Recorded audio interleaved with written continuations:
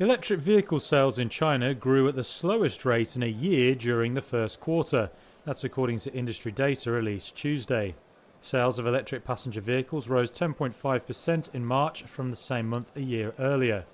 Trade body the China Passenger Car Association said sales totaled 1.03 million EVs for January to March. That was up 14.7% on the year, but the slowest quarterly growth since the second quarter of last year. It comes as automakers led by BYD deepened discounts and offered financing tools to boost sales. Authorities have joined automakers in trying to convince consumers to buy cars to help jumpstart a sluggish economy. The launch of an electric sedan by electronics maker Xiaomi last month saw rivals announce further price cuts and subsidies. In March, BYD lowered starting prices for 9 models. BYD also forecast lower profit margins this year as the price war intensifies. But the automaker added it would ensure stable profitability by improving sales. Tesla hiked Model Y prices in China by $691 starting April 1st. But the US EV giant offered a time-limited zero-interest financing scheme for buyers of the base Model 3 model.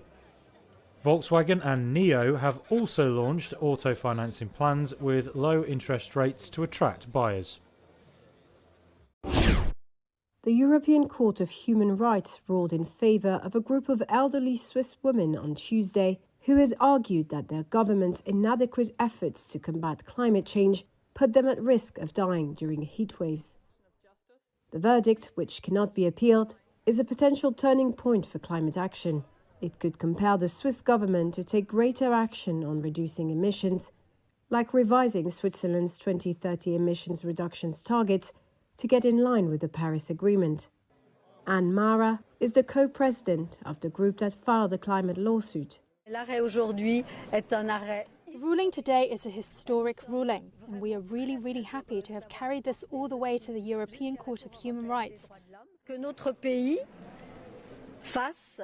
Our country should do what it has not done until now, meaning to take ambitious measures to protect our health and protect the future for all of us. Court President Siofra O'Leary said the Swiss government had violated the human right to a private and family life by failing to put in place sufficient domestic policies to tackle climate change. This included a failure to quantify, through a carbon budget or otherwise, national greenhouse gas emissions limitations.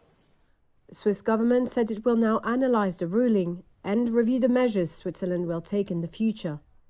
The European Court's ruling, brought by more than 2,000 elderly women, could have a ripple effect across Europe and beyond, setting a precedent for how courts deal with the rising tide of climate litigation. But in a sign of the complexities of climate litigation, the court rejected 2 similar climate-related cases. The first, brought by 6 Portuguese youth against 32 European governments, and another by the former mayor of a low-lying French coastal town. Climate activist Greta Thunberg attended the hearing in support of the Portuguese group. And this is only the beginning of climate litigation. All over the world, more and more people are taking their government to court, holding them responsible for their actions. The cases before the 17-judge panel in Strasbourg, France, joined a growing trend of communities bringing climate lawsuits against governments with arguments resting on human rights law.